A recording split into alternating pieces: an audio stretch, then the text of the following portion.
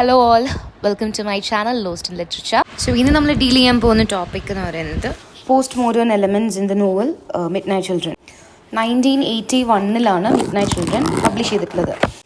ഇതിൽ narrator Saleem Sinai, ആള് എന്താ പറയുക, ഈ മിഡ് നൈറ്റ് August 15, 1947 ഇന്ത്യക്ക് ഇൻഡിപെൻഡൻസ് കിട്ടിയ എക്സാക്ട് മൊമെൻറ്റിലാണ് ആൾ ജനിച്ചത്. ആൻഡ് ആളുടെ സ്റ്റോറിയാണ് ഇതിനകത്ത് കാണുന്നത്. ആളുടെ സ്റ്റോറിയും അത് റിലേറ്റഡ് ആയിട്ട് ആളുടെ സ്റ്റോറി കണക്റ്റഡ് ആയിട്ട് ഇന്ത്യയുടെ സ്റ്റോറിയും കൂടിയാണ് ഇതിനകത്ത് കാണുന്നത്. ഒരു പോസ്റ്റ് മോഡേൺ എന്താ പറയുക വർക്കിൻ്റെ എലമെൻറ്റ്സ് ആയിട്ടുള്ള ഫ്രാഗ്മെൻറ്റേഷൻ, ഫിഷേഴ്സ്, സ്പ്ലിൻറ്റേഴ്സ്, ഇതൊക്കെ ഈ വർക്കിൽ നമുക്ക് കാണാൻ പറ്റും. ഫസ്റ്റ് പോസ്റ്റ് മോഡേണിസം എന്ന് പറയുമ്പോൾ അതൊരു ജോൺറയാണ്, ഒരു പോസ്റ്റ് മോഡേൺ ടൈപ്പ്, അല്ലെങ്കിൽ തിയറിയാണ്. അതിൽ ആ ഒരു ഐറണി, പ്ലേഫുൾനെസ് ഒക്കെ വെച്ച് ഒരു കാര്യത്തിനെ ക്രിട്ടിസൈസ് ചെയ്യുക, പിന്നെ സൈഡ് ലൈൻ ആയിട്ടുള്ള ക്യാരക്ടേഴ്സിന് ഇമ്പോർട്ടൻസ് കൊടുക്കുക, അങ്ങനത്തെ കാര്യങ്ങളൊക്കെയാണ് ചെയ്തത്. മോഡേണിസം സയൻറ്റിഫിക് റീസണിനെയും ലോജിക്കിനെയും യൂണിറ്റിനെയൊക്കെ അത് ഇമ്പോർട്ടൻസ് കൊടുക്കുമ്പോൾ post modernism fragmentation, provisionality, instability, disorder, ambiguity, multiplicity, subjectivity, reflectivity, ഇങ്ങനത്തെ കാര്യത്തിനൊക്കെയാണ് ഇമ്പോർട്ടൻസ് കൊടുത്തിട്ടുണ്ടായിരുന്നത്. ആ ഒരു ഗ്രാൻഡ് നറേറ്റീവ്, മെയിനായിട്ടുണ്ടായിരുന്ന നറേറ്റീവിനൊക്കെ സബ്വേർട്ട് ചെയ്ത് ഒരു മിനി നറേറ്റീവ്സിനെ ഡീകൺസ്ട്രക്ട് ചെയ്യുകയാണ് ചെയ്യുന്നത്, അല്ലെങ്കിൽ ഡീഹ്യൂമനൈസ് ചെയ്യുകയാണ് പോസ്റ്റ് മോഡേണിസം ചെയ്യുന്നത്. ഒരു കാര്യത്തിന് അതായിട്ട് തന്നെ അക്സെപ്റ്റ് ചെയ്യും. It accepts things as they are. അവിടെ ഒരു ഡെസ്പയറോ ഡിസൊല്യൂഷൻമെൻറ്റോ അങ്ങനെ ഒരു കാര്യമില്ല ഒരു സംഭവത്തിന് ഒരു മീനിങ് ക്രിയേറ്റ് ചെയ്യാൻ വേണ്ടിയിട്ട്. ഓക്കെ, അപ്പോൾ അങ്ങനെ പോസ്റ്റ് മോഡേണിസത്തിൻ്റെ ഫസ്റ്റ് ആയിട്ടുള്ള ഒരു എലമെൻറ്റ് ഈ വർക്കിലെന്ന് പറയുന്നത് മെറ്റാഫിക്ഷൻ. മിഡ് നൈറ്റ് ചിൽഡ്രനിൽ അതൊരു മെറ്റാഫിക്ഷനാണ് ഈ ഒരു വർക്ക് എന്ന് പറയാൻ കാരണം. മെറ്റാഫിക്ഷൻ എന്ന് പറഞ്ഞാൽ എന്തായിരുന്നു, ഒരു എന്താ പറയുക വർക്കിൻ്റെ ഉള്ളിൽ തന്നെ വേറൊരു ഫിക്ഷൻ റൈറ്റിങ്ങിൻ്റെ കാര്യം പറയുന്നത്. It is A form of fiction in which the process of writing fiction is the theme. അപ്പോൾ ഇവിടെ സലീം അവൻ മരിക്കുന്നതിന് മുന്നേ അവൻ്റെ സ്റ്റോറി എഴുതണം എന്നുള്ളൊരു ഇതിലായിരുന്നു ഉണ്ടായിരുന്നത്, കംപ്ലീറ്റ് ആക്കണം എന്നൊരു ഇതിലായിരുന്നു. അപ്പോൾ ആ ഒരു ഫിക്ഷൻ എഴുതുന്ന സംഭവം അതുകൊണ്ട് it is a metafiction. And ഈ മെറ്റാഫിക്ഷൻ 19th സെഞ്ച്വറിയിലൊക്കെ ഒരുപാട് ഫേമസ് ആയി വന്നിട്ട് സംഭവമായിരുന്നു. അത് എന്താ പറയുക, റിലേഷൻ ബിറ്റ്വീൻ ആർട്ട് ആൻഡ് ലൈഫിനെയൊക്കെ ഇൻവെസ്റ്റിഗേറ്റ് ചെയ്യുന്ന ഒരു ടെക്നിക്കായിരുന്നു. ആൻഡ് ഇവിടെ സൽമാൻ റുഷ്ദി ആളുടെ ഈ വർക്കിലൊക്കെ ഈ സംഭവം ആഡ് ചെയ്തിട്ടുണ്ടായിരുന്നു. മിഡ് നൈറ്റ് ചിൽഡ്രനൊക്കെ ആൾ എഴുതുന്ന സമയത്ത് ആൾക്ക് ഈ പഞ്ചതന്ത്ര, പിന്നെ അറേബ്യൻ നൈറ്റ്സ്, അങ്ങനത്തെ ഈ ഇന്ത്യൻ നറേറ്റീവ്സ്, ആൻഷ്യൻ ഇന്ത്യൻ നറേറ്റീവ്സും കാര്യങ്ങളൊക്കെ ആയിട്ട് ആൾക്ക് ഒരു ഇൻഫ്ലുവൻസ് ഉണ്ടായിരുന്നു. അല്ലെങ്കിൽ അറേബ്യൻ നൈറ്റ്സ് പോലത്തെ വർക്ക്സ് ഒക്കെ ആയിട്ട് ആൾക്ക് ഇൻഫ്ലുവൻസ് ഉണ്ടായിരുന്നു. അതിനൊക്കെ ഒരു സ്റ്റോറി ടെല്ലർ ഉണ്ടാവും, ഒരു ലിസണറിനോട് സംസാരിക്കുന്ന ഒരു സ്റ്റോറി ടെല്ലർ ഉണ്ടാവും. അതുതന്നെയാണ് ഈ ഒരു വർക്കിലും ആൾ ചെയ്തിട്ടുള്ളത്. പിന്നെ ആളുടെ എന്താ പറയുക, വേറെ ഡ്രമാറ്റിക് മോഡിലൊക്കെ നോക്കുവാണെങ്കിൽ ഒരു സൂത്രധാരൻ കുറേ ആൾക്കാരോട് ആ സ്റ്റോറി നറേറ്റ് ചെയ്യുന്ന ഒരു സംഭവം. അതേപോലെ ഇവിടെ സലീമാണ് ആ സൂത്രധാരൻ, കേൾക്കുന്ന പത്മയാണ് കേൾക്കാനിരിക്കുന്ന ആൾ, പിന്നെ നമ്മളും. പിന്നെ ഈ വർക്ക് ഒരു എപ്പിക്ക് പോലെയാണ് എഴുതിയിട്ടുണ്ടായിരുന്നത്. ഈ എപ്പിക്ക് എന്ന് പറയുന്ന സംഭവം ക്രിയേറ്റ് ചെയ്യാൻ ഒരു അപ്രോപ്രിയേറ്റ് റീസൺ ഉണ്ടെന്ന് പറയുന്നത്, ലൈക്ക് ഈ ഒരു നോവൽ പോലെ ആൻഷ്യൻ എപ്പിക്കും ഒരുപാട് ഡിഫറെൻറ്റ് നറേറ്റീവ്സിൻ്റെ അമാൽഗമേഷനാണ്. ഇത് സലീം ഒരു കാര്യം പറയുന്നു, പിന്നെ വേറൊരു കാര്യം പറയുന്നത്, ഒരുപാട് അമാൽഗമേഷൻ ഓഫ് ഡിഫറെൻറ്റ് നറേറ്റീവ്സ് ആണ് നമുക്ക് ഇതിനകത്ത് കാണാൻ പറ്റുന്നത്. അതേപോലെ തന്നെയാണ് ഒരു എപ്പിക്കും. അതുകൊണ്ട് ഇതിനെ നമുക്ക് എപ്പിക്കായിട്ട് കൺസിഡർ ചെയ്യാം. പക്ഷേ എന്നാൽ ഒരു എപ്പിക്ക് എന്ന് പറഞ്ഞാൽ ഡയറക്റ്റ് എപ്പിക്ക് അല്ലെങ്കിൽ ക്ലിയർ ആയിട്ട് ഒരു എപ്പിക്കിനെ പോലെ നമുക്ക് തോന്നില്ല. കാരണം hero is not someone who has heroic deeds. ഇവിടെ ഒരു കോമിക് എപ്പിക്കാണ്, ഇന്ത്യയുടെ സ്റ്റോറി നറേറ്റ് ചെയ്യുന്ന ഒരു കോമിക് എപ്പിക് എന്ന് നമുക്കിതിനെ വിളിക്കാം. ഒരു ഹീറോയിക് ഫിഗറിനെ കാണിക്കുന്ന സംഭവമായിരിക്കും എപ്പിക്. പക്ഷേ മിഡ് നൈറ്റ് ചിൽഡ്രൻ്റെ ഹീറോ എന്ന് പറയുന്നത് ഹീസ് ഹാർഡ്ലി ഹീറോ. ആള് ഹീറോ ആണെന്ന് നമുക്ക് പറയാൻ പറ്റില്ല, ഹാർഡ്ലി എന്ന് വേണമെങ്കിൽ വിളിക്കാം, അങ്ങനെ പറ്റുള്ളൂ. And he's not at all hero, അതാണ് അവിടെ meaning. He's hardly a hero. And അത് എപ്പിക് ഹീറോൻ്റെ ഓപ്പോസിറ്റ് ആയിട്ടായിരിക്കും നമുക്ക് ചിലപ്പോൾ ആളെ തോന്നുന്നത്. ഹാൻസം, ഗാലന്റ് അല്ലെങ്കിൽ god like hero of the എപ്പിക്സിന് പകരം നമുക്കിവിടെ സലീം ഉള്ളത്, he consider himself as ugly with his cucumber nose, face full birth marks ആയിട്ട് സ്റ്റെയിൻഡ് ആണ്, ഒരു ബാൾഡ് ഹെഡാണ് യങ് ബോയ് ആയിട്ടും അവനുണ്ടായിരുന്നത്, ഒരു മ്യൂട്ടിലേറ്റഡ് ഫിംഗറാണ് അവനുള്ളത്, പ്രീമെച്വർ ഏജിങ്. അപ്പോൾ അതൊക്കെ കാണുമ്പോൾ അൺഹീറോയിക് അല്ലെങ്കിൽ അൺമാൻലി. And also he was important psychologically, then later physically also. Indira Gandhi mid night ചിൽഡ്രൻസിനെയൊക്കെ sterilise ചെയ്യുന്ന ഒരു പ്രോസസ്സ് ചെയ്തപ്പോൾ അങ്ങനെ ഫോഴ്സ് സ്റ്റെറിലൈസേഷൻ കാരണം ഇമ്പോർട്ടൻ്റ് ആയി. പിന്നെ ഹിന്ദു എപ്പിക്സിലൊക്കെ ഒരു ഹീറോസും ഗോഡ്സിനൊക്കെ ഒരുപാട് പേരുണ്ടാവുമല്ലോ, അതേപോലെ അവനും നമ്മുടെ സലീമിനും ഒരുപാട് പേരുണ്ട്. Each name is associate with ആൾ ഒരു പെർട്ടിക്കുലർ ആട്രിബ്യൂട്ട്, ആക്ട് അല്ലെങ്കിൽ അവതാർ, ഗോഡിന് അങ്ങനെയൊക്കെയാണല്ലോ ഉണ്ടാകുന്നത്. അതേപോലെ ഇവിടെ ആ ഒരു സംഭവത്തിനെ സലീം മോക്കിംഗ് ഇമിറ്റേഷനാണ്. എന്താ പറയുക, എപ്പിക് ഹീറോസിലും ഗോഡ്സിനൊക്കെ പോലെ ഒരുപാട് പേരുള്ള ഒരാളായിട്ടാണ് അവൻ കൺസിഡർ ചെയ്യണത്. ആൻഡ് അവന് പക്ഷെ അവനുള്ള പേരെന്ന് പറയുന്നത് ഡീഗ്രഡേറ്ററി ആയിട്ടുള്ള പേരുകളാണ്. Cucumber nose, snot nose, stain face, baldy, sniffer, പിന്നെ ബുദ്ധ, അങ്ങനത്തെ വേർഡ്സൊക്കെ. ദെൻ ഈ വർക്കിൽ പത്മയുടെ ക്യാരക്ടർ ഒരു listener and as a reader എന്നൊരു നിലയാണ്. നമ്മളെ കാണിച്ചിട്ടാണ് അവിടെ പത്മയുള്ളത്. സോ വെൻ സലീം അവളോട് സ്റ്റോറിയൊക്കെ പറയുമ്പോൾ അവൾ സെവറൽ ഡൗട്ട്സ് ആൻഡ് സസ്പീഷൻസ് കൊണ്ടുവരാറുണ്ട്. ആൻഡ് ഒരുപാട് ക്വസ്റ്റ്യൻസ്, നമുക്ക് റീഡേഴ്സിന് തോന്നുന്ന ക്വസ്റ്റ്യൻസ് ഒക്കെ അവളായിട്ട് ഇങ്ങോട്ട് ചോദിക്കാറുണ്ട്. അതിനുള്ള എക്സ്പ്ലനേഷൻസ് അവൾക്ക് കൊടുക്കാറുണ്ട്. ഓക്കെ, അപ്പോൾ അങ്ങനെയാണ് ഈ നോവൽ എഴുതിയിട്ടുള്ളത്. ആൻഡ് സലീം ഇതിൽ മെറ്റാഫിക്ഷൻ എന്നൊരു സംഭവം വരാൻ കാരണം സലീം തന്നെയാണ് സലീമിനൊരു ഡബിൾ റോൺ ആണ്, ഓതറുമാണ്, ഒരു പ്രൊട്ടഗനിസ്റ്റാണ് ഈ നോവലിൻ്റെ. അപ്പോൾ ആളൊരു ഓട്ടോബയോഗ്രഫി എഴുതുന്ന പോലെയൊക്കെയാണ് ഇതുള്ളത്. പിന്നെ ആൾ ഈ വർക്കിൽ പറയുന്നുണ്ട്, ഞാനിത് ഭയങ്കര ബ്രേക്ക് നെക്ക് സ്പീഡിൽ എഴുതുന്നതുകൊണ്ട് എറേഴ്സൊക്കെ ഉണ്ടാവും, ഓവർ സ്റ്റേറ്റ്മെൻറ്റ്സ് ഉണ്ടാവും, ജാരിങ് അലിട്രേഷൻസ് ഉണ്ടാവും. ഇവിടെ എൻ്റെ ബോഡിയിൽ വരുന്ന ക്രാക്സുകളെ ഞാൻ റേസ് ചെയ്യാണ്. അതുകൊണ്ട് എറേഴ്സ് ഒന്നുള്ളത് ഞാൻ കറക്റ്റ് ചെയ്യാൻ നിൽക്കുന്നില്ല. ഞാൻ കോൺഷ്യസ് ആണ് അവിടെ എറേഴ്സ് ഉണ്ടെന്നുള്ളത്, പക്ഷേ അതിനെ തിരുത്താൻ ആൾ നിൽക്കുന്നില്ല എന്നാണ് പറയുന്നത്. പിന്നെ ആൾ പറയുന്നത് ഓട്ടോബയോഗ്രഫിയിൽ ലിറ്ററേച്ചറിൽ എന്താണ് ശരിക്കും സംഭവിച്ചതെന്നുള്ളത് ലെസ് ഇമ്പോർട്ടൻ്റ് ആണ്. ആ ഓതറിന് എഴുതിയ കാര്യം ഓഡിയൻസിനെ വിശ്വസിപ്പിക്കാൻ പറ്റുമെന്നുള്ള പെർസ്വേഡ് ചെയ്യാനുള്ള കഴിവുണ്ടോ, മാനേജ് ചെയ്യാൻ പറ്റുമോ എന്നുള്ളതിലാണ് കാര്യം എന്നാണ് പറയുന്നത്. അല്ലാണ്ട് അവിടെ നടന്ന കാര്യം റിയലായി നടന്ന കാര്യത്തിനല്ല ഇമ്പോർട്ടൻസ് എന്ന് പറയുന്നുണ്ട്. ഓക്കെ, ഇവിടെ ആ റീഡറിന് ഡയറക്റ്റ്ലി അവിടെ അറ്റൻഷൻ കൊടുക്കുകയാണ് അവിടെ സലീം. എന്താണ് ഓട്ടോബയോഗ്രഫി എഴുതുന്നതിൻ്റെ നേച്ചർ, അതിൻ്റെ മെറ്റഫോറിക്കൽ ഫീച്ചേഴ്സ് എന്തൊക്കെയാണെന്ന് ആൾ പറയുകയാണ്. ഇനി ഫ്രാഗ്മെൻറ്റേഷൻ നമുക്കൊരു തീമായിട്ടും എടുക്കാം, അല്ലെങ്കിൽ ഒരു എലമെൻറ്റ് ഓഫ് പോസ്റ്റ് മോഡേണിസം ആയിട്ടും എടുക്കാം. ഒരു ക്യാരക്ടറിനെയോ അങ്ങനത്തെ ഇവൻറ്റ്സിനെയോ പോർട്രേ ചെയ്യാൻ വേണ്ടി യൂസ് ചെയ്തൊരു ടെക്നിക്ക് മാത്രമല്ല, അതൊരു തീമുമാണ്. അതാണ് ഇപ്പോൾ ഞാൻ പറഞ്ഞത്. ഫ്രാഗ്മെൻറ്റേഷൻ എന്ന് പറയുന്നത് ഇസ് എവർ ഡിബേറ്റഡ് കോൺസെപ്റ്റ്, എപ്പോഴും ഡിബേറ്റഡ് ആയിട്ടുള്ളൊരു കോൺസെപ്റ്റാണ്.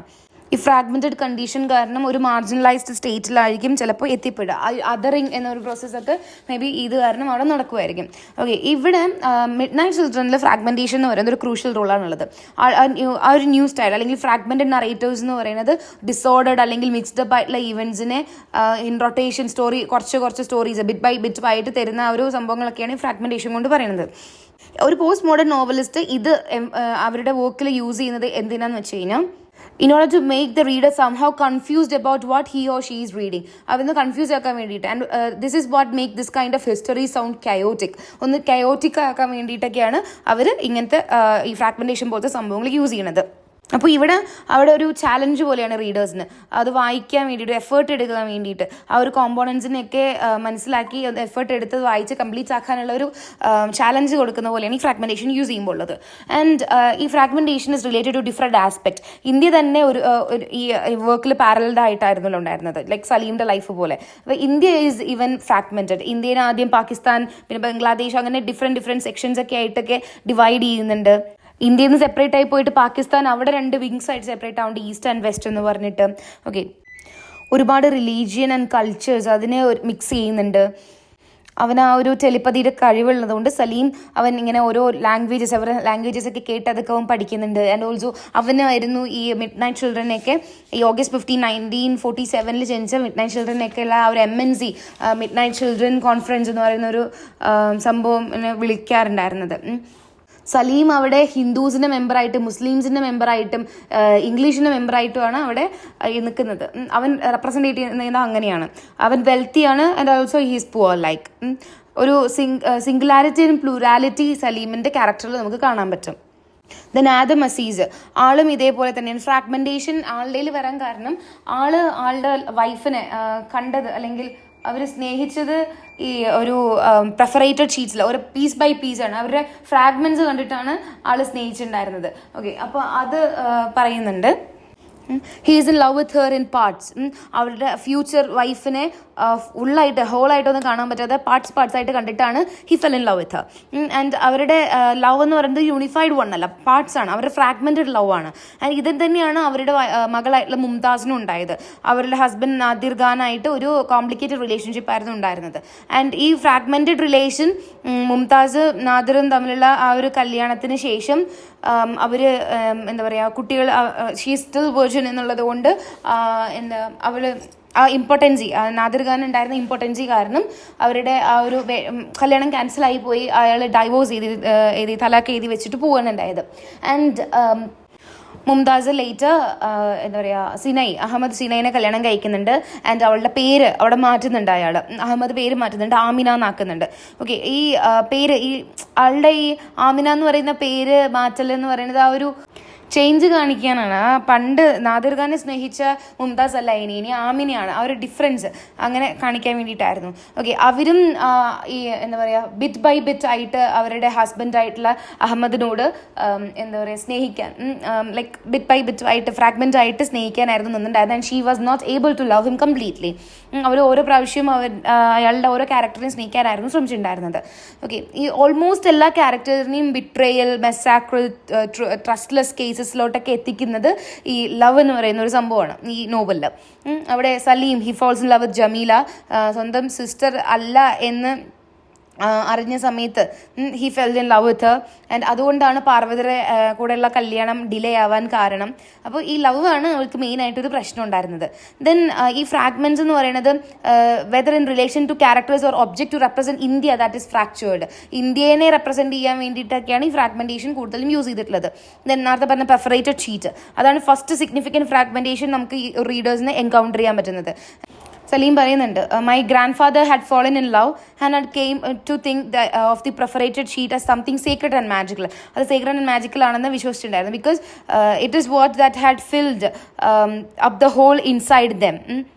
ആൾക്ക് ഈ ഒരു മറ്റേ മൂക്ക് തട്ടിയിട്ട് പ്രെയർ ചെയ്യുമ്പോൾ മൂക്ക് തട്ടി ചോര വന്നു എന്നുള്ളതുകൊണ്ട് ആളിനി ഒരിക്കലും ബോ ചെയ്യില്ല എന്ന് തീരുമാനിച്ചു. ആൻഡ് അങ്ങനെ തീരുമാനിച്ച സമയത്ത് ആളുടെ ഉള്ളിലൊരു ഹോൾ വന്നു എന്നാണ് പറയുന്നത്. ആ ഹോളിനെ ഫില്ല് ചെയ്തത് ഈ പ്രിഫറേറ്റഡ് ഷീറ്റ് ആണ് എന്ന് പറയുന്നുണ്ട്. ഇവിടെ സൽമാൻ റുഷ്ദി ഫാമിലി ഫ്രാഗ്മെന്റ്സ് ആണ് കാണിക്കുന്നത്. ഇവിടെ സലീമിന്റെ family is not the family that is made with true love. And even സലീമിൻ്റെ ലൈഫ് തന്നെ സ്പ്ലിറ്റ് ആയിട്ടുണ്ട് രണ്ടായിട്ട്. മിഡ് നൈറ്റിൽ ജനിച്ചു, ഇൻഡിപെൻഡൻസിൽ ജനിച്ചുകൊണ്ട് life of old and new India, ആ ഒരു ഡിഫറൻസ് ആണ് അവൻ്റെ ഉള്ളത്. ആൻഡ് പിന്നെ അവൻ്റെ ക്രാക്സുകൾ നമ്മൾ പറഞ്ഞിട്ടുണ്ടായിരുന്നില്ലേ, ലൈക്ക് അവൻ എഴുതി തീരണത് വേഗം എഴുതി തീരണം, അവൻ്റെ മെയിലിൽ കുറേ ക്രാക്സ് ഒക്കെ വരുന്നുണ്ട്, ഹാൻഡ്സിൽ ക്രാക്സ് വരുന്നുണ്ട്, ടോസിൻ്റെ അവിടെ ഹെയർ ലൈനിൽ അവിടെ ക്രാക്സ് വരുന്നുണ്ട്. ഓക്കെ, അപ്പോൾ പിക്കിൾഡ് ആവുന്ന ഒരു സിറ്റുവേഷൻ ആണോ എന്നൊക്കെ അവൻ ചോദിക്കുന്നുണ്ട്. അവൻ്റെ ഫിസിക്കൽ മ്യൂട്ടിലേഷൻസ് ആണ് ഇവിടെ കാണുന്നത്. ആൻഡ് മെറ്റഫോറിക്കലി ഈ ഫ്രാഗ്മെന്റേഷൻ അവൻ്റെ ലോസ് ഓഫ് സെൻസ് ഓഫ് എന്താ പറയുക ഐഡന്റിറ്റി അതുകൊണ്ട് കാണിക്കുന്നുണ്ട്. അവൻ എപ്പോഴും പാരന്റൽ ഫിഗറിനെ സെർച്ച് ചെയ്തിട്ട് നടക്കുകയാണ്. ഒരുപാട് ആൾക്കാരെ അവൻ പാരന്റായിട്ട് ഐഡന്റിഫൈ ചെയ്യുന്നുണ്ട്. ബയോളജിക്കൽ പാരന്റ്സ് ബാക്കിയുള്ളവരെ വെച്ച് ലെസ് സിഗ്നിഫിക്കൻറ്റും ആണ് ഇതിനകത്ത്. ഓക്കെ, ഡിഫറെൻറ്റ് മെൻ ഫാദേർഡ് ആയിട്ടുള്ള ഒരാളാണ് സലീം എന്ന് മെറ്റഫോറിക്കലി പറയുന്നുണ്ട്. ഓരോ ഫാദറിനെ അവൻ ഐഡന്റിഫൈ ചെയ്യുമ്പോഴും അവൻ ഓരോ ലൈഫിൽ ന്യൂ എക്സ്പീരിയൻസ്, ന്യൂ ഐഡന്റിറ്റിയാണ് അവന് കിട്ടുന്നത്. ഓക്കെ, അപ്പോൾ ആ fragmentation of identity is applicable to Saleem's India also. ഇന്ത്യയിലും അങ്ങനെയുണ്ട്. ഇന്ത്യക്ക് ഡബിൾ പാരന്റേജ് ആണുള്ളത്. ആദ്യം എന്താ പറയുക ഒരു കൊളോണിയൽ എന്നുള്ള ഒരു പാരന്റേജും അതല്ലാതെ ഫ്രീഡം കിട്ടിയതിന് ശേഷം India native and colonial traditions ഉള്ള ഒരു ഡബിൾ പാരന്റേജ് ഇന്ത്യക്ക് കാണാൻ പറ്റും. ആൻഡ് സബ് കോണ്ടിനെൻ്റ് ആയിട്ടുള്ള പാകിസ്ഥാൻ, ബംഗ്ലാദേശ് ആയിട്ടുള്ള ഇന്ത്യയുടെ ബ്രേക്കപ്പും അതൊക്കെ ഒരു കോംപ്ലക്സ് ആയിട്ടുള്ള കാര്യങ്ങൾ, ആ ഒരു ഫ്രാഗ്മെന്റേഷൻ ആണ് ഇവിടെ കാണുന്നത്. And India's struggle with neighbours are parallel with Saleem struggle with other members of the family and other midnight children. ബാക്കിയുള്ള മിഡ് നൈറ്റ് ചിൽഡ്രനും അവൻ്റെ ഫാമിലിത്തെ ആൾക്കാരും തമ്മിലുള്ള ആ ഒരു സ്ട്രഗിളാണ്, അല്ലെങ്കിൽ ആ ഒരു പ്രശ്നങ്ങൾ ഇന്ത്യയും ബാക്കിയുള്ള രാജ്യങ്ങളും തമ്മിലുള്ള ആ ഒരു പാരലിസം നമുക്ക് കാണാൻ പറ്റും. ആൻഡ് പിന്നെ ഫ്രാഗ്മെന്റേഷന്റെ ഭാഗമായിട്ട് നമുക്ക് ഒരുപാട് കോൺസ്റ്റന്റ് ആയിട്ട് നെയിം ചേഞ്ചിങ് ഇവിടെ കാണാൻ പറ്റും. മുംതാസ് ആമിനയാവുന്നു, നസീം പിന്നെ റെവറന്റ് മദർ ആവുന്നു, പാർവതി ലൈലയാവുന്നു. അങ്ങനെ ഒരുപാട് പേര് അതും ഫ്രാഗ്മെന്റേഷൻ റിലേറ്റഡ് ആയിട്ട് വരും. Then comes multiple identity. Multiple identity എന്ന് പറയുന്നത് സലീം ഹീസ് ബോൺ ടു വനിത ഒരു Hindu woman and meth world departing English മാൻ. ഒരു ഇല്ലീഗൽ റിലേഷൻഷിപ്പിൽ നിന്നാണ് അതുണ്ടായിരുന്നത്. അവന് വളർത്തിയത് ഒരു മുസ്ലിം കപ്പിൾസ് ആയിരുന്നു. അവിടെ ഒരു മൾട്ടിപ്പിൾ ഐഡന്റിറ്റിയാണ് അവന് കിട്ടുന്നത്. ആൻഡ് അവൻ പിന്നെ ജോസഫും മേരിയും അവരുടെ ഒരു കണക്ഷൻ, ലൈക്ക് ജീസസ് ക്രിസ്ത്യാനിറ്റി അവനെ വളർത്തിയത് ഈ എന്താ പറയുക അവൻ്റെ ആൻറ്റി മേരി ആയതുകൊണ്ട് അവൻ എന്താ പറയുക ക്രിസ്ത്യൻ ആണ്, ആ ഒരു ക്രിസ്ത്യൻ ഐഡിയോളജിയും കൂടെ അവൻ എടുക്കുന്നുണ്ട്. ഓക്കെ, പോസ്റ്റ് മോഡേണിൽ പേഴ്സൺ ആസ് എ കോൺഗ്ലോമറേഷൻ എന്നൊരു ഐഡിയ ഉള്ളത് സലീമിൻ്റെ ക്യാരക്ടറിൽ നമുക്ക് കാണാൻ പറ്റും. Multiple identity, conglomeration of multiple identities നമുക്കിവിടെ കാണാൻ പറ്റും ഒരു പേഴ്സൺ ഉള്ളത്. ആൻഡ് അവൻ പറയുന്നുണ്ട്, I am the sum total of everything that went before me, I am everyone, I am everything. അങ്ങനെ ഞാനെല്ലാം ആണ് എന്നാണ് പറയുന്നത്. ഓക്കെ, ആൻഡ് റഷ്ദി ഇന്ത്യൻ ഒരു യുണൈറ്റഡ് ആയിട്ട് കാണിക്കാൻ ആൾ ഉദ്ദേശിച്ചിട്ടുണ്ടായിരുന്നില്ല. ആൾ ഇന്ത്യയുടെ ഡൈവേഴ്സിറ്റി സെലിബ്രേറ്റ് ചെയ്യുന്ന ഒരാളായിരുന്നു. Cultures, belief, religions, festivals, dress code ഇതെല്ലാം ഉള്ള അതിൻ്റെ ആ ഒരു ഡൈവേഴ്സിറ്റി എന്താ പറയുക കാണിക്കാൻ വേണ്ടിയിട്ട് ആൾ ശ്രമിച്ചിട്ടുണ്ട്. ആൻഡ് ഈ ഒരു ടെക്സ്റ്റ് തന്നെ അറ്റ് ദ സെയിം ടൈം അതൊരു ഓട്ടോബയോഗ്രഫിയാണ്. പിന്നെ അതിന് ഹിസ്റ്റോറിക്കൽ വാല്യൂ ഉണ്ട്, മിത്തോളജിക്കൽ വാല്യൂ ഉണ്ട്, മെമ്മറി കാണിക്കുന്നുണ്ട്, ഇന്റർടെക്ച്വാലിറ്റി അതൊരു മെയിൻ ഫീച്ചറാണ് പോസ്റ്റ് മോഡേൺ ടെക്സ്റ്റിൽ. പിന്നെ ഞാൻ പറയാൻ വിട്ടു പോയവരും പോസ്റ്റ് മോഡേൺ നോവലിലൊക്കെ നമ്മൾ ചിലപ്പോൾ ഒരു ക്യാരക്ടർ വരും, പിന്നെ പെട്ടെന്ന് അവർ വാനിഷ് ആവും, അങ്ങനത്തെ സംഭവങ്ങളും കാണാം. ഈ നോവലിൽ റഷ്ദി ആ ക്യാരക്ടേഴ്സിനെ ആദ്യം തന്നെ ഇൻട്രൊഡ്യൂസ് ഒന്നും ചെയ്തിട്ടില്ല. അവർ പെട്ടെന്ന് വരുന്നു, പെട്ടെന്ന് ഡിസപ്പിയർ ആവുന്നു, പിന്നെയും പെട്ടെന്ന് വരുന്നു, പിന്നെയും ഡിസപ്പിയർ ആവുന്നു. അങ്ങനത്തെ സിറ്റുവേഷൻസ് ആണ് നമുക്ക് അതിനകത്ത് കാണാൻ പറ്റുന്നത്. പിന്നെ ഹിസ്റ്റോറിക്കൽ ഡയമെൻഷൻസ് ഉള്ള ക്യാരക്ടേഴ്സ് ഇതിനകത്ത് കാണുന്നുണ്ട്. ഇന്ദിരാഗാന്ധി, മഹാത്മാഗാന്ധി, പിന്നെ മൊറാർജി ദേശായി, അയൂബ് ഖാൻ, ജനറൽ അയൂബ് ഖാൻ, മേജർ സുൽഫിഗർ, അങ്ങനത്തെ ഹിസ്റ്റോറിക്കൽ ക്യാരക്ടേഴ്സൊക്കെ ഇതിനകത്ത് കാണുന്നുണ്ട്. ആൻഡ് അവർ കുറച്ച് പേരൊക്കെ റിയൽ ഫിഗേഴ്സ് ആയിരുന്നു, ഹിസ്റ്ററി ഓഫ് ഇന്ത്യയുടെ ഒരു എന്താ പറയുക മാർക്കിംഗ് ചെയ്തിട്ടുള്ള ആൾക്കാരായിരുന്നു. ആൻഡ് അവൻ പറയുന്നുണ്ട്, I have been mysteriously handcuffed to the history, my destinies indissolubly chain to those of my country. ഞാൻ എൻ്റെ ഹിസ്റ്ററി ആയിട്ട് ഹാൻഡ് കഫ്ഡ് ആണ്, എൻ്റെ കൺട്രി ആയിട്ട് ഞാൻ ചെയിൻഡ് ആണ് എന്നൊക്കെ സലീം പറയുന്നുണ്ട്. പിന്നെ ഒരുപാട് മിത്തിക്കൽ ക്യാരക്ടേഴ്സിനെ ആൾ കൊണ്ടുവരുന്നുണ്ട്. For example Parvati, Shiva, Durga, Mary, Joseph, ഇതൊക്കെ മിത്തിക്കലിൽ നമ്മൾ കാണുന്ന മിത്തിൽ കാണുന്ന പേരുകളൊക്കെയാണ്. ഇപ്പോൾ മേരി ആൻഡ് ജോസഫ്, അവർ mother Mary and Joseph in the Bible, അവർ who brought forth Saleem as the real son. അവർ ലൈക്ക് മേരി സ്വന്തം മകനെ പോലെയായിരുന്നു അവനെ നോക്കിയിട്ടുണ്ടായിരുന്നു, just like Jesus. And Shiva എന്ന് പറയുന്നത് ഹിന്ദു ഗോഡായിട്ടുള്ള ശിവനാണ് കാണിക്കുന്നത്. Destruction and devastation of all midnight children നമുക്ക് കാണാൻ പറ്റുന്ന സൂപ്പർ നാച്ചുറൽ പവറൊക്കെ ഉള്ള ഒരാളായിട്ട് തന്നെയാണ് ഇവിടെയും കാണുന്നത്. ആൻഡ് പാർവതി, ഹിന്ദു ഗോഡ് പാർവതിയായിട്ട് നമുക്കൊരു ലിങ്ക് കൊടുക്കാം. ശിവയും പാർവതിയും തമ്മിലുള്ള റിലേഷൻ ഉണ്ട്, അവർക്ക് കുട്ടിയൊക്കെ ഉണ്ടാവുന്നത്. ആ കുട്ടിക്ക് വലിയ ചെവിയാണ്, ലൈക്ക് ഗണേശ എന്നൊക്കെ പറയുന്നുണ്ട്. And the character of Durga, ഈ ദുർഗ എന്ന് പറയുന്നത് പിക്ചർ സിംഗിൻ്റെ വൈഫ് ആയിട്ട് വരുന്ന ഒരു ക്യാരക്ടറാണ്. അവർ ഹിന്ദു ഗോഡസ് ദുർഗേനെ പോലെ എനോറമസ് പവർ ഉള്ളിലുള്ള ഒരാളൊക്കെ ആയിട്ടാണ് കാണിക്കുന്നത്. Now comes ഇന്റർടെക്ച്വാലിറ്റി. ഇന്റർടെക്ച്വാലിറ്റി എന്ന് പറയുന്നത് അത് മിഖായൽ ഭക്തിൻ്റെ ആർഗ്യുമെൻറ്റിൽ നിന്ന് ജൂലിയ ക്രിസ്റ്റീവ ഒബ്റ്റെയിൻ ചെയ്ത ഒരു ടേമാണ്. അതിൽ മിഖായൽ ഭക്തി എന്ന് പറയുന്നത് ലിറ്ററേച്ചർ എന്ന് പറയുന്നത് ഒരു കോൺവെർസേഷൻ മാത്രമല്ല, ഒരു ഡിസ്കഷനാണ്. ഹോൾ കറന്റ് സൊസൈറ്റിയുടെ കൾച്ചർ, അതിൻ്റെ പൊട്ടൻഷ്യൽ കൾച്ചർ, ഇപ്പോഴത്തെ പ്രൊസീഡിങ് കൾച്ചർ, പൊട്ടൻഷ്യൽ കൾച്ചർ, ഇങ്ങനത്തെ കാര്യങ്ങളൊക്കെ കാണിക്കുന്ന ഒരു ഹോൾ ഡിസ്കഷൻ ആണ് ഈ ഒരു വർക്ക് എന്നാണ് ടെക്സ്റ്റ് എന്ന് പറയുന്നത്. ഓക്കെ, അപ്പോൾ intertextuality is the connection with the text that are implied with reference and അലഗറീസും റെഫറൻസ് ഒക്കെ കൊടുത്ത് ഒരുപാട് ടെക്സ്റ്റിനെ റെഫർ ചെയ്ത് പോകുന്നതാണ് ഇന്റർടെക്ച്വാലിറ്റി. ആൻഡ് ഈ ബുക്കിൽ ഇപ്പോൾ ശശി തരൂരിൻ്റെ ഗ്രേറ്റ് ഇന്ത്യൻ നോവൽ പോലൊക്കെ തന്നെയാണ് ഇതിലും ഒരുപാട് മിത്തും ഹിസ്റ്ററിയൊക്കെ ഇതിനകത്ത് പാർട്ടാക്കി യൂസ് ചെയ്തിട്ടുണ്ട്. ആൻഡ് സലീമിന് അവൻ ടെലിപ്പതിയും ഓൾഫാക്ടറി അങ്ങനത്തെ പവറും കാര്യങ്ങളൊക്കെ ഉണ്ട്. അതേപോലെ നമുക്കൊരു റെഫറൻസ് ടിൻഡ്രമിലെ റെഫറൻസ് നമുക്ക് കാണാൻ പറ്റും. ഫോർ എക്സാമ്പിൾ ടിൻഡ്രത്തിൽ ഉള്ള ഓസ്കാറിന് ഡ്രമ്മിങ്, പവർ ഓഫ് ഡ്രമ്മിങ്ങും ഗ്ലാസ് ഷാറ്ററിംഗ് ആണുള്ളത്. അവർ രണ്ടുപേരും ഒരുപാട് ഫിസിക്കൽ ഡിഫോർമേഷൻസ് ഉള്ളവരാണ്. അവർ രണ്ടുപേരും അവസാനം terrible pains of physical break ഡൗണിലാണ് അവസാനിക്കുന്നത്. അപ്പോൾ ആ ഒരു ഇന്റർടെക്ച്വാലിറ്റി നമുക്കിവിടെ കാണാൻ പറ്റും. ആൻഡ് റഷ്ദിക്ക് മിഡ് നൈറ്റ് ചിൽഡ്രൻ എഴുതാൻ ഇൻസ്പിറേഷൻ കിട്ടിയത് ജർമ്മൻ നോവലിസ്റ്റ് ആയിട്ടുള്ള ഗണ്ടർ ഗ്രാസിൻ്റെ ടിൻഡ്രം ആണ്. ഓക്കെ, ടിൻഡ്രം ദ ടിൻഡ്രം എന്ന് പറയുന്ന വർക്ക്, അതിലാണ് ഇപ്പോൾ ഓസ്കാറിനായിരുന്നു നമ്മൾ പറഞ്ഞത്. Then epics like Mahabharata, Ramayanam, അതിനൊക്കെ ഇവിടെ കണക്ഷൻ കിട്ടുന്ന ഓരോ ക്യാരക്ടറിനെയൊക്കെ കൂടെ പറഞ്ഞിട്ട്. Next one is magical realism. Magical realism ഒരു ഇമ്പോർട്ടൻറ്റ് എലമെൻ്റ് ആണ് ഈ മിഡ് നൈറ്റ് ചിൽഡ്രനിൽ. മാജിക്കൽ റിയലിസം പറയുന്ന ടെക്നിക്ക് ഇൻറ്റൻഷനലി യൂസ് ചെയ്തിട്ടുള്ളതാണ്. ആൻഡ് ഒരു ഫെൻറ്റാസ്റ്റിക്കൽ, ഒരു മാജിക്കൽ, ഒരു സ്ട്രേഞ്ച് ആയിട്ടുള്ള ഒരു സംഭവങ്ങൾ കാണിക്കുന്നത് തന്നെയാണ് മാജിക്കൽ റിയലിസം എന്ന് പറയുന്നത്. ഓക്കെ, ഒരു fantasy and myth, every day ലൈഫിനെ ബ്ലെൻഡ് ചെയ്യുന്നതാണ് magical realism as A literary technique, അല്ലെങ്കിൽ ഒരു mixture or combination of both real and magic, fantasies, emotions, പിന്നെ റിയലിസ്റ്റിക് ആയിട്ടുള്ള കാര്യങ്ങൾ, ഇതെല്ലാം കൊണ്ടാണ് മാജിക്കൽ റിയലിസം ഉള്ളത്. ഇപ്പോൾ Gabriel gracious മാർക്കസിൻ്റെ 100 Years of Solitude, അതും ഈ ഒരു മാജിക്കൽ റിയലിസത്തിൽ മെയിൻ ആയിട്ടുള്ളൊരു വർക്കാണ്. ഈ മിഡ് നൈറ്റ് ചിൽഡ്രനിൽ ഇങ്ങനെ ആ ഒരു midnight children on purpose to present real and imaginary dimension of India, അത് വെച്ചിട്ടാണ് ആളത് എഴുതിയിട്ടുള്ളത്. ഓക്കെ, ആ ഒരു കൊളോണിയൽ പാസ്റ്റും പോസ്റ്റ് കൊളോണിയൽ പ്രസന്റും ഇന്ത്യയുടെ ഇതൊക്കെ ആളുടെ ഈ സലീം എന്നൊരു ക്യാരക്ടറിലൂടെ കാണിക്കുന്നുണ്ട്. ഈ മാജിക്കൽ റിയലിസം ഇല്ലായിരുന്നെങ്കിൽ ഈ നോവൽ വെറും ഒരു ഹിസ്റ്റോറിക്കൽ ഡോക്യുമെൻ്ററി പോലെ ആയേനെ. History is heavy and right to read. അപ്പോൾ ഒരു മാജിക്കൽ റിയലിസം ഇങ്ങനത്തെ സംഭവങ്ങളൊക്കെ അപ്ലൈ ചെയ്യുമ്പോൾ അത് കുറച്ചും കൂടി ഇൻട്രസ്റ്റിംഗ് ആൻഡ് എൻജോയബിൾ ആവും. ഒരു സെൻസ് ഓഫ് മിസ്റ്ററി അതിനകത്ത് കാണാൻ പറ്റും. ഹിസ്റ്റോറിക്കൽ ബുക്സിൽ എഴുതിയിട്ടുള്ള റെക്കോർഡഡ് ആയിട്ടുള്ള ഹിസ്റ്ററി അല്ല, ആളുടെ ചുറ്റുമുള്ള ആൾക്കാരുടെ അടുത്തുനിന്ന് അല്ലെങ്കിൽ ആ ഒരു ഹിസ്റ്റോറിക്കൽ സൈക്കിളിലുള്ള എൻഗേജ്മെന്റ് വെച്ചിട്ട് എഴുതിയ ഹിസ്റ്ററിയാണ് ആളുടെ. He offers what the history offers is not written in historical record but build around people and their engagement in the history cycle. ഇപ്പോൾ ഈ മിഡ് നൈറ്റ് ചിൽഡ്രൻസ് ഒക്കെ അവർക്ക് ഈ മാജിക്കൽ റിയലിസത്തിൻ്റെ ഭാഗമായിട്ടാണ്. ഒരുപാട് പവറുള്ള കുട്ടികൾ, 12 മണിക്ക് ജനിക്കുന്ന കുട്ടികൾക്ക് ഒരുപാട് പവർ എന്ന് പറയുന്നത് ഒരു മാജിക്കൽ റിയലിസം കാണിക്കുന്ന ഒരു സംഭവമാണ്. ഓക്കെ. ആൻഡ് തായ് എന്ന് പറയുന്ന ഒരു ക്യാരക്ടർ, ആൾക്കൊരു മാജിക്കൽ പവറുള്ള ആൾ ഒരു ബോട്ട്മാൻ ആണ്.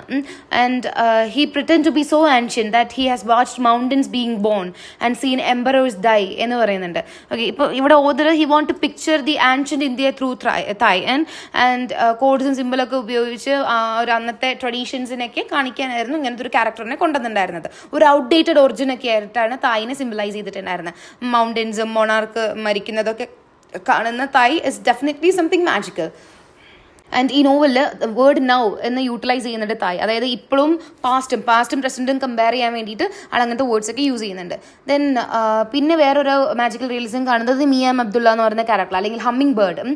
അതിൽ ആൾ മരിക്കുന്ന സമയത്ത് ആൾ ലൈക്ക് ഹൈ പിച്ചിൽ ഉണ്ടാക്കുന്ന സൗണ്ട് കാരണം അടുത്തുള്ള ഡോഗ്സ് ഒക്കെ വന്ന് ആളെ പ്രൊട്ടക്ട് ചെയ്യാൻ നോക്കുന്നുണ്ട്. അവിടുത്തെ ജനലൊക്കെ വിൻഡോസ് ഒക്കെ ഷാറ്റർ ആവുന്നുണ്ട് എന്നൊക്കെ പറയുന്നുണ്ട്. And it is said that Abdullah his body was hard and long curved blades had trouble killing him. ആളെ കൊല്ലാൻ ആ ലോങ് കർവ്ഡ് ബ്ലേഡ്സിനൊന്നും പറ്റിയിട്ടില്ല. 1 broke on a rib എന്നൊക്കെ പറയുന്നുണ്ട്. ഓക്കെ. പിന്നെ സലീമിനുള്ള ആ ഒരു ഇൻക്രെഡിബിൾ സെൻസ് ഓഫ് സ്മെൽ, ബാക്കിയുള്ളവരുടെ ഇമോഷൻസും തോട്ട്സും ഒക്കെ മനസ്സിലാക്കാൻ പറ്റുന്ന ആ ഒരു സംഭവമൊക്കെ ഒരു മാജിക്കൽ റിയലിസ്റ്റിക് സംഭവമാണ്. ഈവൻ ഗ്രാൻഡ് ഫാദർ ആയിട്ടുള്ള ആഡം, ആളുടെ നോസും ഒരു മാജിക്കൽ ഗിഫ്റ്റ് ആയിട്ടാണ് കൺസിഡർ ചെയ്യുന്നത്. ആളെ രക്ഷിക്കാൻ ജാലിയൻ വാലാബാഗ് മസാക്രിൽ ആളെ രക്ഷിക്കാൻ കാരണം ആളുടെ മൂക്കായിരുന്നു. Another important thing is ambiguity. സലീമിൻ്റെ ഗ്രാൻഡ് ഫാദറിനെ വെച്ചിട്ടാണ് അവൻ നരേറ്റീവ് തുടങ്ങിയിട്ടുണ്ടായിരുന്നത്. ആൻഡ് ഇസ്ലാമിക് റിലീജിയനിലുള്ള ആളായിരുന്നു. പിന്നെ അവിടെ നിന്ന് ലേറ്റ് ആൾ ദൈവത്തിനോട് പ്രാർത്ഥിക്കില്ല എന്നുള്ളൊരു ശബ്ദമൊക്കെ എടുക്കുന്നു. ആളുടെ ഉള്ളിൽ ഒരു ഹോള് വരുന്നു. ആ ഹോള് കംപ്ലീറ്റ് ആക്കുന്നത് പ്രഫറേറ്റഡ് ഷീറ്റിലൂടെയായിരുന്നു. അങ്ങനെ അവർ അവിടെ നിന്ന് കൊച്ചുങ്ങളൊക്കെ ആയി. പിന്നെ നെക്സ്റ്റ് വരുന്നത് മിഡിൽ ഓഫ് ദി സ്റ്റോറിയിൽ ആളുടെ സ്വന്തം ഫാദർ ആയിട്ടുള്ള വില്യം മെത്വോളിനെ കുറിച്ച് പറയുന്നുണ്ട്. മദർ വനിതയെ കുറിച്ച് പറയുന്നത് ഒരു ഇന്ത്യൻ വുമൺ ആണെന്ന്. അപ്പോൾ അവൻ ആദ്യം ഒരു മുസ്ലിം ഫാമിലിയിലായിരുന്നു, പിന്നെ അവനൊരു ഹിന്ദു ഒറിജിൻ കിട്ടി. അപ്പോൾ സലീമിൻ ആ ഒരു മുസ്ലിമാണോ ഹിന്ദു ആണോ, അവൻ എല്ലാവരും ഇങ്ങനെ ഒരുപാട് ആൾക്കാരെ ഫാദർ ചെയ്യുന്നു എന്നുള്ളൊരു കോൺസെപ്റ്റ് കൊണ്ടുവരിക. അപ്പോൾ അതൊക്കെ ഒരു ആംബിഗ്യൂറ്റിയാണ് അവിടെ ക്രിയേറ്റ് ചെയ്യണത്. മോർ ദൻ വൺ വുമണിനെ he fell in love with more than one woman. ആദ്യം അവൻ ജമീല സിസ്റ്റർ, അവളുടെ സ്വന്തം സിസ്റ്റർ ആയിട്ടുണ്ട്, അല്ലെങ്കിൽ സ്റ്റെപ്പ് സിസ്റ്റർ ആയിട്ട് കൺസിഡർ ചെയ്യുന്ന അവിടെ ലൈക്ക് അങ്ങനെ ഒരു ക്യാരക്ടറിനെ അവൻ ഇഷ്ടമായിരുന്നു. ദെൻ ബയോളജിക്കൽ സിസ്റ്റർ അല്ലാത്തതുകൊണ്ട് ആ ലവ് ഫോർബിഡൻ ആണ്, എന്നാലും സിസ്റ്ററായിട്ട് കണ്ടിട്ടുണ്ടായിരുന്ന ആളല്ലേ. പിന്നെ പാർവതി ഇത് വെച്ച്, പക്ഷെ അവൾ മാരി ചെയ്യാൻ സമ്മതിച്ചിട്ടുണ്ടായിരുന്നില്ല. ആൻഡ് പാർവതിക്ക് ശിവയായിട്ടൊരു സീക്രട്ട് റിലേഷൻ ഉണ്ടായിരുന്നു, അതിൽ നിന്നൊരു കൊച്ചുണ്ടായി. അങ്ങനെ അവർക്കുണ്ടായ കൊച്ചിനെ സലീം അഡോപ്റ്റ് ചെയ്തു. അങ്ങനെ ഭയങ്കര കോംപ്ലക്സ് ആൻഡ് ആംബിഗ്വസ് റിലേഷൻഷിപ്പാണ് ഈ ഓതർ നമുക്ക് കാണിച്ചു തന്നിട്ടുള്ളത്. മുസ്ലിം പാരൻസ് ആയിരുന്നു ഉണ്ടായിരുന്നത്, പക്ഷെ അവൻ ഇസ്ലാമിക് ഒറിജിൻ അല്ല അവൻ വരുന്നത്. ആൻഡ് പറയുന്നത്, they will trample my son who is not my son, his son will not be his, and his woo will not be his, until the 1001st generation, until 1001 midnight have bestowed their terrible gifts and 1001 children have died, because it is the privilege and the curse of midnight children to be both masters and victim of their time, to forsake privacy and be sucked into annihilation whirlpool of multitudes and be unable to live or die in peace. അപ്പോൾ ആ ഒരു ആംബിഗ്യൂട്ട് state of relationship ഇതൊക്കെ തന്നെയാണ് continue ചെയ്യുക. എൻ്റെ മകനായിട്ട്, എൻ്റെ സ്വന്തം മകനല്ലാത്ത എൻ്റെ മകനും ഇതൊക്കെ തന്നെയായിരിക്കും വരിക, അവരുടെ മക്കൾക്കും വരുന്നത്. അങ്ങനെ ഒരു 1001 ചിൽഡ്രൻ മരിച്ചതിന് ശേഷം അങ്ങനെയെന്നൊക്കെ പറഞ്ഞ് ഒരു ആംബിഗ്യൂസ് ആയിട്ടുള്ള സംഭവങ്ങളാണ് ഈ ഓതർ അവിടെ സ്റ്റേറ്റ് ചെയ്യുന്നത്. ആൻഡ് ഫ്ലാഷ് ബാക്ക് എന്ന് പറയുന്ന ടെക്നിക്കൊക്കെ റഷ്ദി യൂസ് ചെയ്തിട്ടുണ്ട്. പാസ്റ്റും പ്രസൻറ്റുമായിട്ട് അങ്ങോട്ടും ഇങ്ങോട്ടും ചാടി കളിക്കുമായിരുന്നു. വെൻ ഹീസ് ഇൻ 30, പിന്നെ ആളുടെ ജനിച്ച സമയം, പിന്നെ ആളുടെ ഗ്രാൻഡ് ഫാദറിൻ്റെ സമയം, അങ്ങനെ ഓരോ കാര്യം ഇങ്ങനെ പഴയതിലോട്ട് ഇങ്ങനെ അങ്ങോട്ടും ഇങ്ങോട്ടും ചാടി നടക്കുമായിരുന്നു. ആൻഡ് അതും ഒരു ആംബിഗ്വസ് നറേറ്റീവ് ആയിട്ട് നമുക്ക് അതിനെ കൺസിഡർ ചെയ്യാം. Then history and individual. Midnight ചിൽഡ്രനിലെ മേജർ ഹിസ്റ്റോറിക്കൽ ഇവൻറ്റ്സ് ഈ സ്റ്റോറിയായിട്ട് വൂവൻ ചെയ്തിട്ടുണ്ട്. ഹിസ്റ്ററി നമ്മൾ സലീം സിനായുടെ കണ്ണിലൂടെയാണ് കാണുന്നത്. ആൻഡ് സലീം ജനിച്ചത് ഇന്ത്യയുടെ ഇൻഡിപെൻഡൻസിൻ്റെ സമയത്തായിരുന്നു, August 15, 1947. ആൻഡ് അവൻ്റെ ഈ കൺട്രി ആയിട്ട് political, national and religious events of his ടൈമായിട്ട് ഇൻട്രിക്കേറ്റബിളി ഇൻ്റർലിങ്ക്ഡ് ആണെന്ന് അവന് തോന്നുന്നുണ്ട്. അതുകൊണ്ട് അവനൊരു സ്ട്രോങ് ഡിസയർ ആയിരുന്നു ഈ പാസ്റ്റ് ഐഡൻറ്റിറ്റീനെ എന്താ പറയുക ഒന്ന് he want to restore his past identity, restore ചെയ്യണമെന്ന് അവൻ ആഗ്രഹം ഉണ്ടായിരുന്നു. ആൻഡ് റിയലിസം, ഒരുപാട് സിഗ്നിഫിക്കൻറ്റ് എലമെൻറ്റ്സ്, ഹിസ്റ്റോറിക്കൽ എലമെൻറ്റ്സ് ഇതിനകത്ത് കാണാൻ പറ്റുന്നുണ്ട്. ഞാൻ നേരത്തെ പറഞ്ഞായിരുന്നു ഓരോ ഹിസ്റ്റോറിക്കൽ ക്യാരക്ടേഴ്സ് ഉണ്ടെന്ന്. ഇന്ദിരാഗാന്ധി, നെഹ്റു, മഹാത്മാഗാന്ധി, പിന്നെ മൊറാർജി ദേശായി, ജനറൽ അയൂബ് ഖാൻ, മേജർ സുൽഫിക്കർ, ഭുട്ടോ എന്ന് പറയുന്ന ക്യാരക്ടേഴ്സൊക്കെ. ഇനി വേറൊരു തീം, ഇനി ഇത്രയും നേരം പറഞ്ഞത് എന്താ പറയുക, പോസ്റ്റ് മോഡേണിസത്തിൽ വരുന്ന കാര്യങ്ങളായിരുന്നു. ഇനിയിപ്പോൾ ഒരു തീം എന്ന് പറയുന്ന കോൺസെപ്റ്റിൽ ഐഡൻറ്റിറ്റി ക്രൈസിസ് നമുക്ക് ഇതിനകത്ത് കാണാൻ പറ്റും. ഒരുപാട് ഇപ്പം സലീമിന് തന്നെ പല ഐഡൻറ്റിറ്റി ആയിരുന്നു ഉണ്ടായിരുന്നത്. As a Hindu, as a Muslim, as a Christian, then later Buddha എന്നുള്ള പേരടക്കം ആൾക്ക് വന്നിട്ടുണ്ടായിരുന്നു. ഒരു കോളനൈസ്ഡ് ആയിട്ടുള്ള കൺട്രിയിൽ നമുക്ക് ഐഡൻറ്റിറ്റി ക്രൈസിസ് കാണാൻ പറ്റും. Even the other Salman Rushdie, ആളൊരു ഇന്ത്യൻ ഇമിഗ്രൻ്റ് ആണ്. ആൻഡ് അവിടെ ഇംഗ്ലണ്ടിലാണ് ഇപ്പോൾ ആൾ താമസിക്കുന്നത്. അവിടെ മേ ബി ആൾക്ക് ഈ ഒരു ഐഡൻറ്റിറ്റി ക്രൈസിസ് ഡിഫറെൻറ്റ് സിറ്റുവേഷൻസിൽ എക്സ്പീരിയൻസ് ചെയ്യേണ്ടി വന്നിട്ടുണ്ടാവും. And this is simply because he was seen as a migrant. Then Saleem, ആളൊരു മൈനോറിറ്റി, മാർജിനലൈസ്ഡ് ഗ്രൂപ്പ് ആയിട്ട് ഈ വാസ്റ്റ് ഇന്ത്യയിൽ ഒരു മൈനോറിറ്റി ആയിട്ട് സലീമിനെ കൺസിഡർ ചെയ്യാം. ആളുടെ ഐഡൻറ്റിറ്റി ഫ്രാഗ്മെൻറ്റഡ് ആണ്. ആൾ ഈ ഹിസ്റ്ററി ആയിട്ട് ആളെ ടൈ ചെയ്തിട്ടുള്ളതാണ്, ഈ നേഷൻ്റെ ഹിസ്റ്ററി ആയിട്ട് ആളെ ടൈ ചെയ്തിട്ടുള്ളതാണ്. അപ്പോൾ ആൾക്ക് അതിൽ നിന്നൊന്നും ഓടി പോകാൻ പറ്റില്ല. അത് he cannot flee from the unfairness that he faces. ആളുടെ റിലീജിയസ് ഐഡൻറ്റിറ്റി കാരണം എന്നുള്ള ഒരു അൺഫെയർനെസ്സിനൊന്നും ആൾക്ക് പോകാൻ പറ്റില്ല എന്നാണ് പറയുന്നത്. സലീമിന് ഐഡൻറ്റിറ്റി ക്രൈസിസ് നമുക്ക് കാണാൻ പറ്റുന്നത്, ആൾ പറയുന്നത് I Saleem Sinai, later variously called snot nose, stain face, Buddha and even a piece of moon. അങ്ങനെ പല പല പേരുകളായിരുന്നു ആൾക്ക് ഉണ്ടായിരുന്നത്. ഓക്കെ, ആൻഡ് ആ ഒരു ഐഡൻറ്റിറ്റി ക്രൈസിസ് പിന്നെ ആ ഫാമിലിയിൽ തന്നെ നമുക്ക് കാണാൻ പറ്റുന്നതാണ്. സലീമിൻ്റെ ബർത്ത്, അവൻ്റെ ഫാദർ ആയിട്ട് കൺസിഡർ ചെയ്തിട്ടുണ്ടായിരുന്ന അഹമ്മദ് സിനായി, ആളും ഐഡൻറ്റിറ്റി ക്രൈസിസിൻ്റെ ഒരു വിക്ടം ആയിരുന്നു. ബിക്കോസ് ആൾ ഒരു മുസ്ലിം മിനോറിറ്റീനെ റെപ്രസെൻറ്റ് ചെയ്യുന്ന ആളായതുകൊണ്ട് ആ സമയത്ത് ഇന്ത്യയിൽ രാവണ ഗ്യാങ് എന്നൊക്കെ പറഞ്ഞ കുറച്ച് ഗ്രൂപ്പ് ഓഫ് ഹിന്ദുസ് ഉണ്ടായിരുന്നു. അവർ they ask for enormous amount of money from Muslims property owners. അവരുടെ വർക്ക് മര്യാദയ്ക്ക് നടക്കണമെന്നുണ്ടെങ്കിൽ ഇവർക്ക് കാശ് കൊടുക്കണം. അപ്പോൾ അങ്ങനെ ആ ഒരു വർക്കിന് നടക്കാൻ വേണ്ടിയിട്ട് കാശ് കൊടുക്കാൻ പോയപ്പോൾ അവിടുത്തെ മങ്കീസ് ആളുടെ ബാഗ് വാങ്ങിക്കൊണ്ട് പോയി ആ കാശൊക്കെ നഷ്ടപ്പെട്ടു. And he became homeless after that. And അവിടുന്ന് പിന്നെ മുംബൈക്ക് അവിടുന്ന് മാറലും അങ്ങനത്തെ കാര്യങ്ങളൊക്കെ ആൾക്ക് ഐഡൻറ്റിറ്റി ക്രൈസിസ് ആണ് കാണിക്കുന്നത്. ഓക്കെ, പിന്നെ സലീമിൻ്റെ കാര്യം പറയുകയാണെങ്കിൽ he's not the actual son of Sinai family. And അതുകൊണ്ട് ആൾക്ക് ആ ഫാമിലിയിൽ ഒരു ഇതില്ലാതെയായി. ദെൻ വനിത ആൻഡ് മെത്വേൾഡ് എന്ന് പറയുന്ന അവരുടെ ഒരു പ്രൊഹിബിറ്റഡ് റിലേഷൻ എന്നുള്ളൊരു കുട്ടിയായിരുന്നു അവൻ. അപ്പോൾ അവൻ്റെ ബയോളജിക്കൽ പാരൻസിനെ അവൻ അറിയുകയും കൂടി ഇല്ല. അവൻ വനിത മരിച്ചുപോയി ജനിച്ചപ്പോൾ, മെത്വേൾഡ് അപ്പോൾ പോയതാണ്. അതുകൊണ്ട് അവൻ ആരാ എന്താണെന്നൊന്നും അറിയില്ല. പിന്നെ സലീം പറയുന്നുണ്ട് he have the gift of inventing new parents for himself എന്ന്, whenever necessary. The power of giving birth to fathers and mother which Ahmed wanted and never had. ആള് ഒരു സ്പെഷ്യൽ മിഡ് നൈറ്റിൽ ജനിച്ചു എന്നുള്ളത് കൊണ്ട് ആൾക്ക് കുറേ പവർ കിട്ടി. അപ്പം അങ്ങനെ അതുകൊണ്ട് ഒരുപാട് ആളുടെ ലൈഫിൽ കുറേ കാര്യങ്ങൾ സംഭവിക്കുന്നുണ്ട്. And all these things make him wonder about his identity and his identity less. And some words become the synonym of his identity. Identity ഉണ്ടോ ഐഡൻറ്റിറ്റി ഇല്ലേ എന്നുള്ളത് ആ ഒരു കൺഫ്യൂഷനിലാണ് അവൻ തന്നെ. ആളുടെ ഐഡൻറ്റിറ്റി ഫ്രാഗ്മെൻറ്റഡ് ആണ്. ആൻഡ് ഓൾസോ ആളുടെ ഐഡൻറ്റിറ്റി യൂണിവേഴ്സലാണ്. അത് ഇന്ത്യ പാകിസ്ഥാൻ എന്നുള്ള മാത്രമല്ല. Migration of Saleem starts when he was separated from his mother Vanita and his father Methwold from his birth and that is his first exile. അതിനുശേഷം ഈ അഹമ്മദും ആമിനയും തമ്മിലുള്ള ആ ഒരു പ്രശ്നം കാരണം ഈ കൊച്ച് അവരുടെ അല്ല എന്നുള്ളത് കൊണ്ട് ഹാനിഫ് അവൻ്റെ അങ്കിളുടെ അടുത്തേക്ക് അവനെ അയക്കുന്നുണ്ട്. അത് അവൻ്റെ സെക്കൻഡ് എക്സൈലായിരുന്നു. ആൻഡ് അതിനുശേഷം പിന്നെ ബോംബെയിൽ നിന്ന് കറാച്ചിയിലോട്ട് പാകിസ്ഥാനിലോട്ട് അവൻ പോകുന്നുണ്ട്, അവൻ്റെ ആൻറ്റ് എംറാൾഡിൻ്റെ വീട്ടിലോട്ട്. ആൻഡ് പിന്നെ അവിടെ നിന്ന് തിരിച്ച് പാർവതിയുടെ അസിസ്റ്റൻസ് കാരണം ഇന്ത്യയിലേക്ക് എത്തുന്നുണ്ട്, അനദർ എക്സൈൽ. പിന്നെ അവൻ്റെ മെമ്മറി പോകുന്നുണ്ട് ഒരു സിറ്റുവേഷനിൽ.